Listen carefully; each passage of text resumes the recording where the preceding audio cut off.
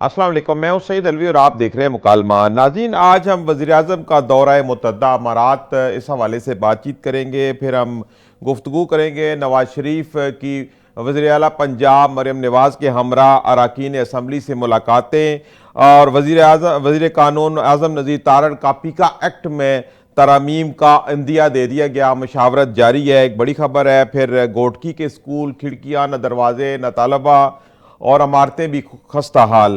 फिर हम डिस्कस करेंगे कि एक और किश्ती हादसा लेबिया में 65 पाकिस्तानियों की किश्ती जो है वो डूब गई। ये आए दिन कोई ना कोई वाक़या इस हवाले से चलता रहता है। और सऊदी अरब समेत 7 ममालिक से 76 पाकिस्तानियों को डिपोर्ट कर दिया गया है। पाकिस्तानियों के ऊपर इल्ज़ामात हैं कि वो भीख मांगते हैं, मनशियात फरोश हैं और उनके वीज़े ज़ायद अलमयाद है और जेलसाजी व मुलव्वस है। इन मौज़ूआत के ऊपर हम गुफ्तगू करेंगे। मुझे प्रोग्राम में ज्वाइन कर रहे हैं शबीर कायम खानी साहब। आप रहनुमा हैं मुत्तहिदा कौमी मूवमेंट के, और इसके अलावा शिराज खान साहब आप तज्ज़ियाकार हैं।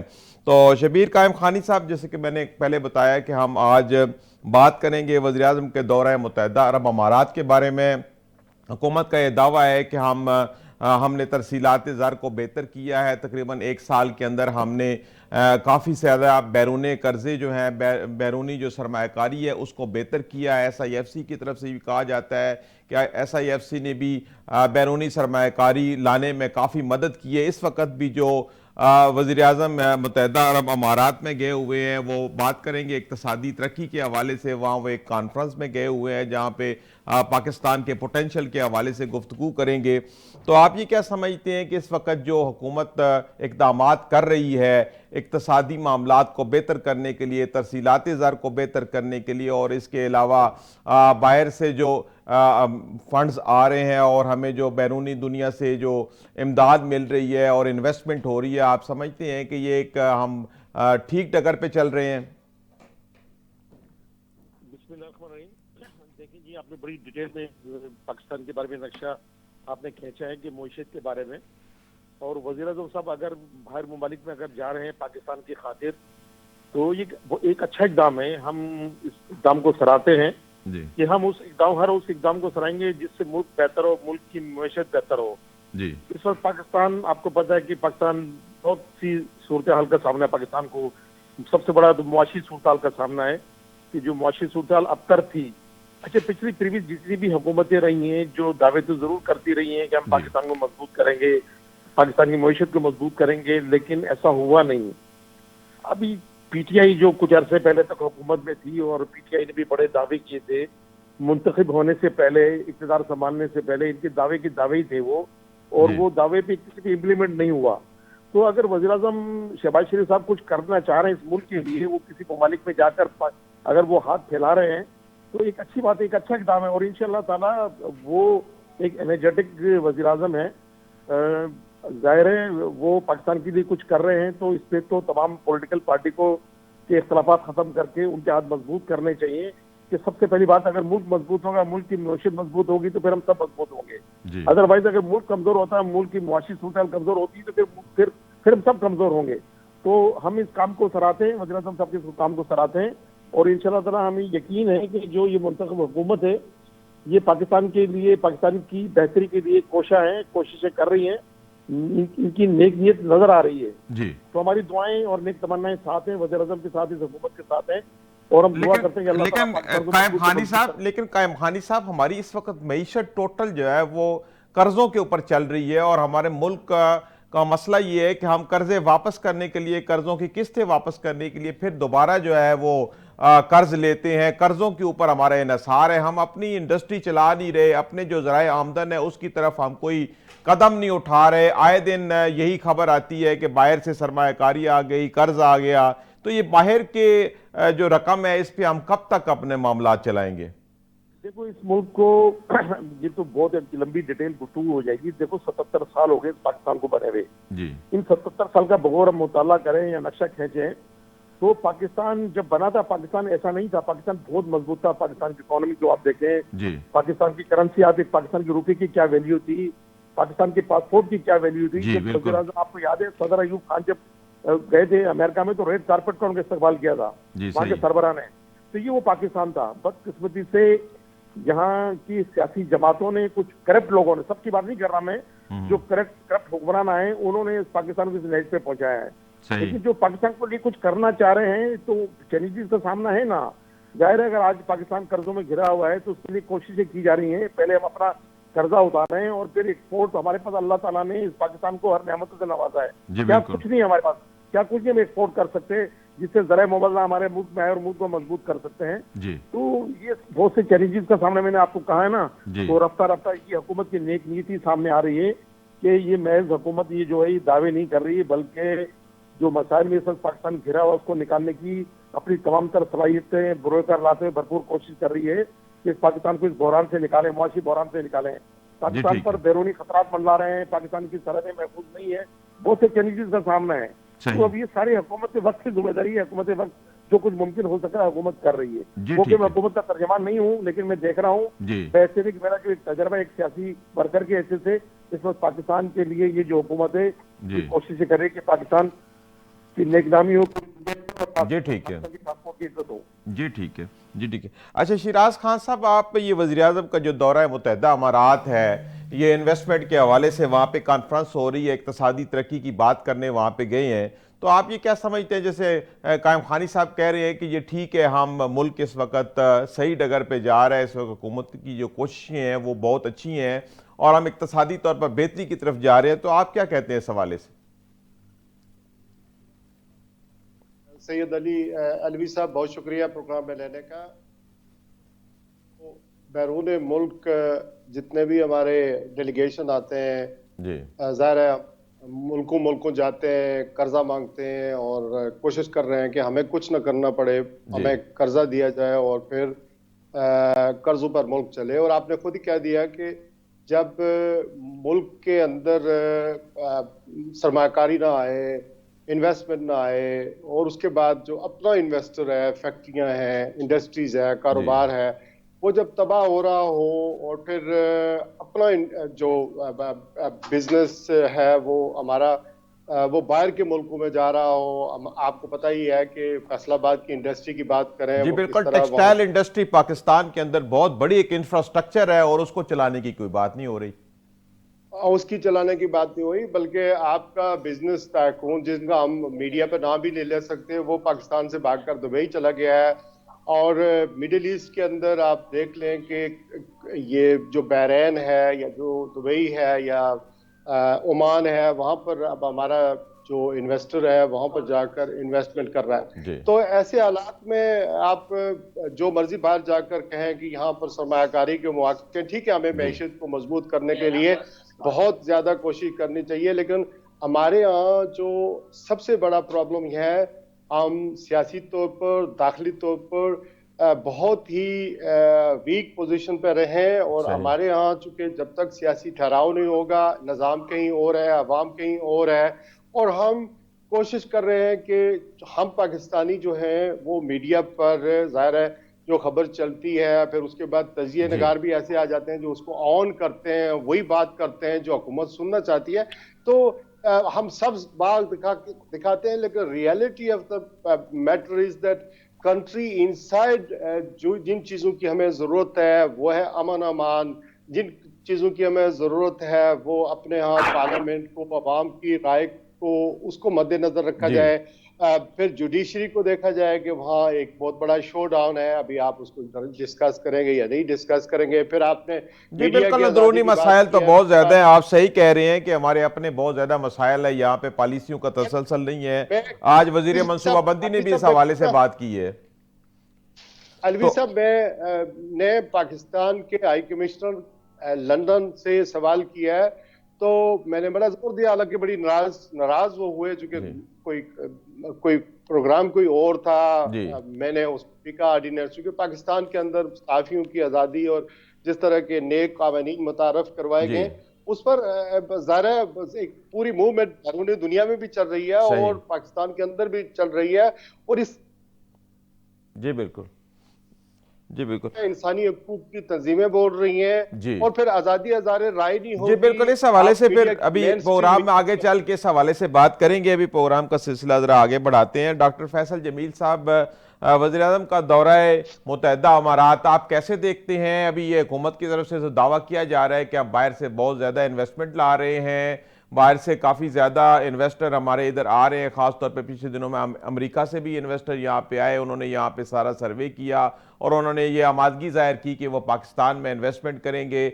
तो हुकूमत की तरफ से ये दावा हो रहा है कि हमने मुल्क की मईशत को जो है वो बेहतरी की तरफ गामजन कर दिया है। आप क्या समझते हैं कि इस वक्त माशी तौर पर पाकिस्तान किधर खड़ा है?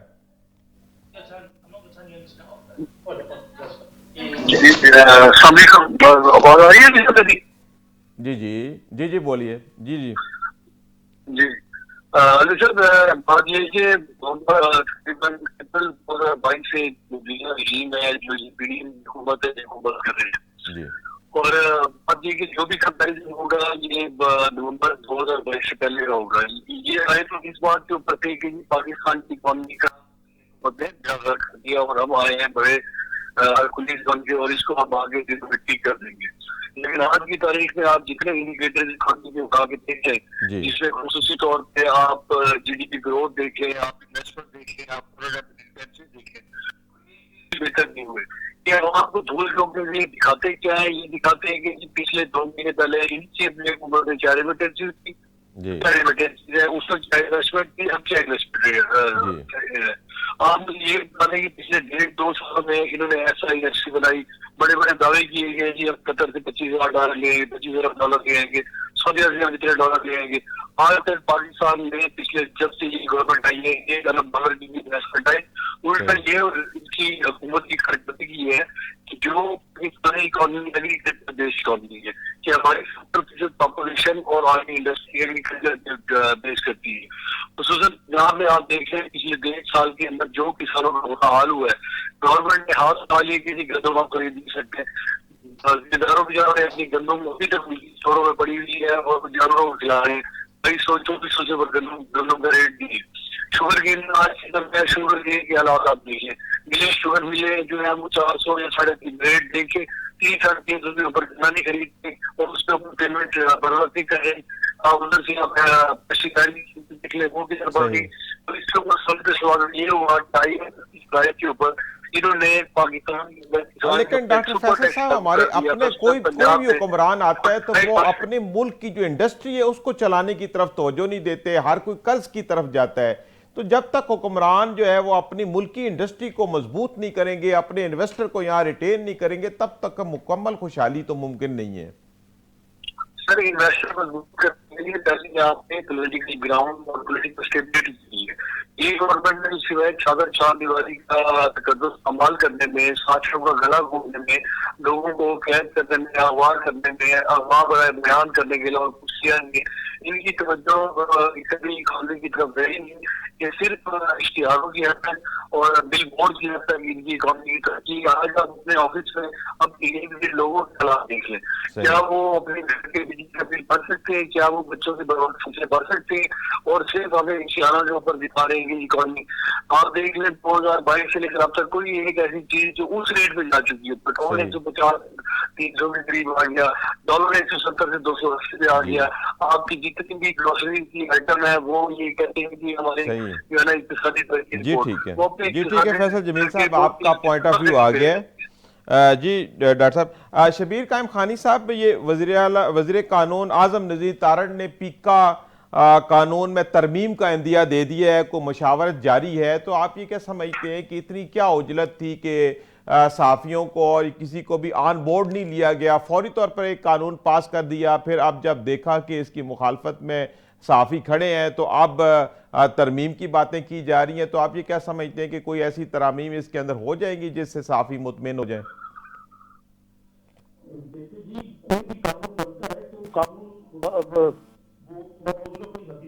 जी कानून है ना, पॉलिटिशियन होते हैं कानून के जो करते हैं कानून साजी, अगर इसमें कहीं गलती हो भी जाती है तो अगर उसमें तरमीम हो जाए, कोई अमेंडमेंट होती है, तो इसमें मैं समझता हूँ कोई बुरी बात नहीं है। तो बेहतरी के लिए इंसान गलती कर रहा होता ना, हर इंसान से गलती होती है, कितना बड़ा उसका कोई रुतबा हो। तो अगर वज़ीर कानून अता तारड़ साहब अगर इस किस्म की इस्लाह कर रहे हैं तो बहुत अच्छी बात है, वेरी गुड। जी सबके मसाइल हल होने चाहिए। अगर साफियों को किसी बात पे कोई एतराज है तो सहाफत जो है आपको एक तीसरा सुकून है पाकिस्तान का, हुकूमत का, गवर्नमेंट का, तो जाहिर है उनकी बात भी रखी जाए जी वो जी भी ऑनरेबल लोग हैं, यकीनन उनका भी एक रोल है इस पाकिस्तान की तामीर और तरक्की के अंदर। तो अगर वो ऐसा कर रहे हैं तो बजाय हम तनकीद करने के बल्कि अप्रिशिएट करना चाहिए सही कि अगर कहीं गलती होगी और उसकी जी। इस्लाह हो बिल्कुल रही है तो टाइम नहीं बहुत दिया अच्छी बात जाता ना कायम खानी साहब। जो भी हुकूमत आती है आनन फानन बिल पास करती है, एक एक दिन में कई कई बिल पास कर दिए जाते हैं। इवन जो वोट दे रहे होते हैं कानून के हक, उनको नहीं पता होता क्या हो रहा है। अगर ये उस वक्त पीका कानून बनते वक्त अगर ऑन बोर्ड ले लेते सारे जो स्टेक होल्डर थे तो कम से कम इस तरह के मामला तो है। ना बिल्कुल होते। बिल्कुल बिल्कुल आप वजह फरमा रहे हैं। वैसे मुसलमान ये चीज भी हम पर लागू होती है कि कोई भी हम काम करें उसमें मुशावरत करें। जी जहाँ मुशावरत होती है, जहाँ मुशावरत का अमल होता है, वहाँ पे अल्लाह ताला भी उस काम में बरकत डालता है। सही और जहाँ मुशावरत नहीं होती है, उजरत में कोई भी काम हो, तो वहाँ यकीनन गड़बड़ होती है। जब गड़बड़ होती है फिर मसाइल पैदा होते हैं, फिर सामना करना पड़ता है। तो जी ये वही चीजें हैं। अगर मुशावरत हो गई है तो बहुत अच्छी बात है, लेकिन अगर नहीं हुई है, चलो कोई गलती हो गई है और उस गलती का अजाला हो रहा है तो बहुत अच्छी बात है, वेरी गुड। ऐसा चलिए होना जी चाहिए। जी, ठीक इंसान को हर तरह जिद नहीं करनी चाहिए किसी काम पर कि नहीं जो मैंने कर दिया वो सही कर दिया है, जी, हमने जी। कानून पास कर दिया है, हमने बिल पास किया वो बिल्कुल सही है, ऐसा नहीं है। अगर जी, आप ठीक है। समझ रहे हैं कि एहतजाज पे प्रोटेस्ट हो रहा है जी तो फिर आपको मान लेनी चाहिए ये बात। जी अच्छी ठीक बात है है ये, मैं समझता जी हूँ। ठीक है जी ठीक है। अच्छा शिराज खान साहब, ये जो पीका ऑर्डिनेंस आया है पाकिस्तान के अंदर, बाहर दुनिया इसको किस नजर से देख रही है? देखें, पाकिस्तान की फेडरल यूनियन ऑफ जर्नलिस्ट और जितने भी सहाफती तंजीमें हैं वो इस पर एतराज़ कर रही हैं, वो एहतजाज कर रही हैं। और बाहर की दुनिया में पाकिस्तान प्रेस क्लब यूके जी हो या बाकी ममालिक के अंदर जहां भी पाकिस्तानी जर्नलिस्ट हैं जी वो इस पर एहतजाज कर रहे हैं और उस एहतजाज का हिस्सा है। हमने सही हमारी तंजीमों ने जो बाहर के, खास करके अगर पाकिस्तान प्रेस क्लब यूके की बात करें तो हमने एमओयू साइन किया है इस्लामाबाद प्रेस क्लब के अच्छा साथ, जी ये रावल प्रेस क्लब के साथ, इसके अलावा फेडरल यूनियन ऑफ जर्नलिस्ट के साथ। और कि हम जो साफ़ी हैं पाकिस्तान में या आज़ादी अज़हर राय है जी उसको सेफ गार्ड करेंगे, उसके साथ अपना वजन डालेंगे, उनके हक में आवाज़ बुलंद करेंगे। जी ऐसा उस वक्त भी हुआ जब मोहम्मद मीर पर हमला हुआ, ऐसा उस जी वक्त भी बिल्कुल हुआ जब मुख्तलिफ औकात में 2016 में ऑर्डिनेंस का ऑर्डिनेंस आया। फिर उसके बाद 2022 में इसका तरमीमी जो मसवदा है वो पेश किया गया। जी फिर अब 2024 में जो मसवदा पेश हुआ है, जी सहाफियों के दरमियान और हुकूमत के दरमियान एक पैक्ट था, एक एग्रीमेंट था कि जब भी कोई इसके अंदर तरमीम आएगी जी। तो कोऑर्डिनेशन से होगी, बाय मशावरत से होगी, हाँ एतमाद लेकिन साजी से मशावरत तो होगी। नहीं की गई, कत्तन आनन फानन बिल पास कर दिया गया। ये ये आनन फानन पास किया गया, क्यों किया गया, जिसकी तरफ मैं आपको इशारा कर रहा था। देखें, यहाँ मसला ये नहीं है कि एक खबर होती है, जैसे कि अब मुझसे आपने पूछा कि वजीर आजम का दौरा मुत्तहिदा अरब अमारात है, तो जो हुकूमती हल्के हैं, जो जी हुकूमती साफी हैं, जो वो तो इसको बहुत अच्छा से कहेंगे, लेकिन जी ग्राउंड रियलिटी आपने पहले बता दी और मैंने जी भी बता दी। जी इसको कोई सुनना नहीं चाहता, जी बल्कि मैं ये कहूँ कि जी बिल्कुल सरमायाकारी आ रही है, सऊदी अरब से भी आ रही है, फला जगह से भी आ रही है, ये सब दिखाने के मुतरादफ है। जी। हम कोई अच्छा शिराज खान साहब, यानी इसी तरह पीका टाइप को कवानीन जो है यूके में भी हैं?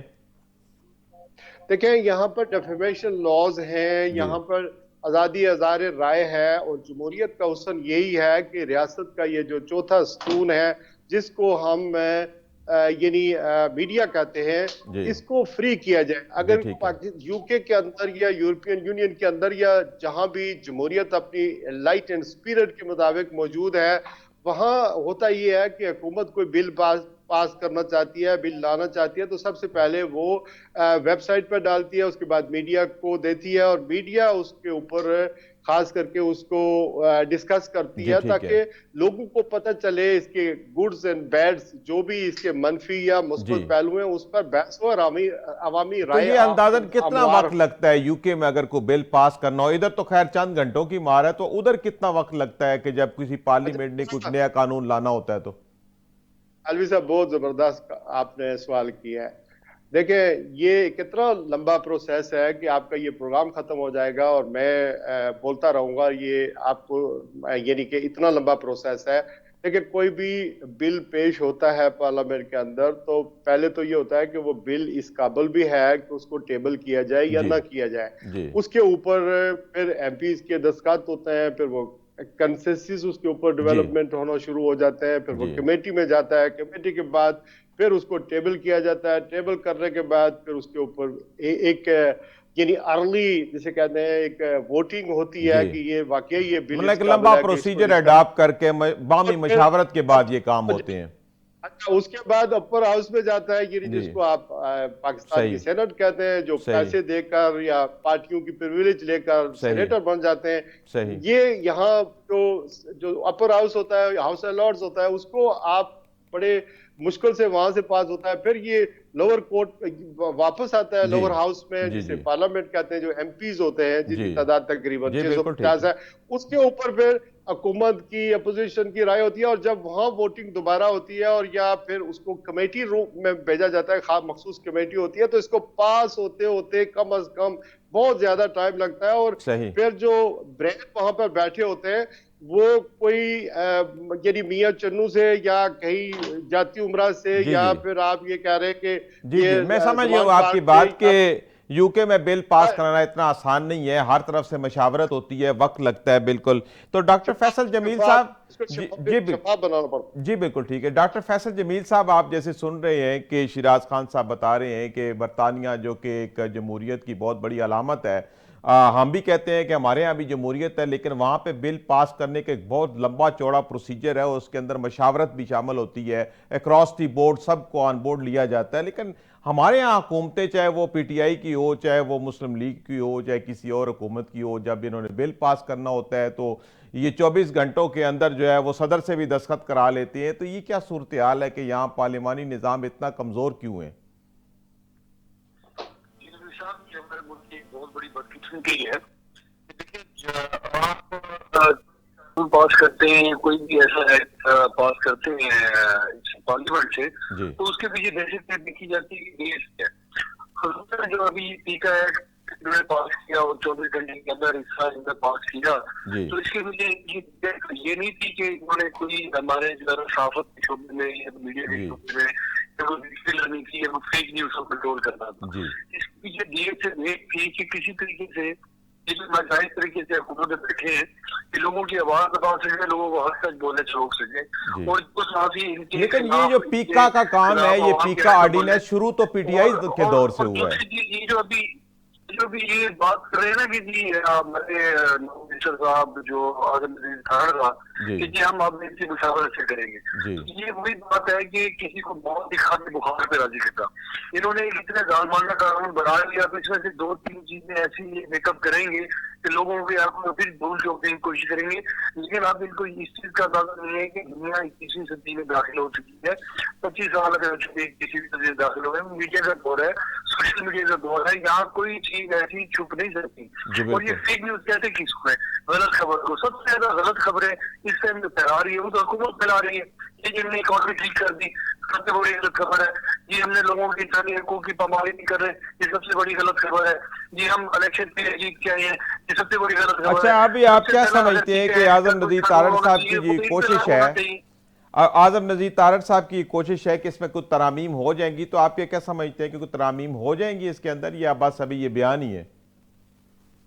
सर, ये अगर साफी जो जनरल साफी है, आप जैसे साफी हो गए या ऐसे साफी की क्रेडिबिलिटी है, तो ये उनको अगर बिठाएंगे तो हो जाएगी। इन्होंने सजा किया है लोगों को धूल झोंकने के लिए, अपने तेज साफी जंग जो इनके अपने हाथ पर खादात लोग, जी बिल्कुल, जी जी। डॉक्टर फैसल जमील साहब, इस हवाले से गुफ्तगू का सिलसिला जारी रहेगा।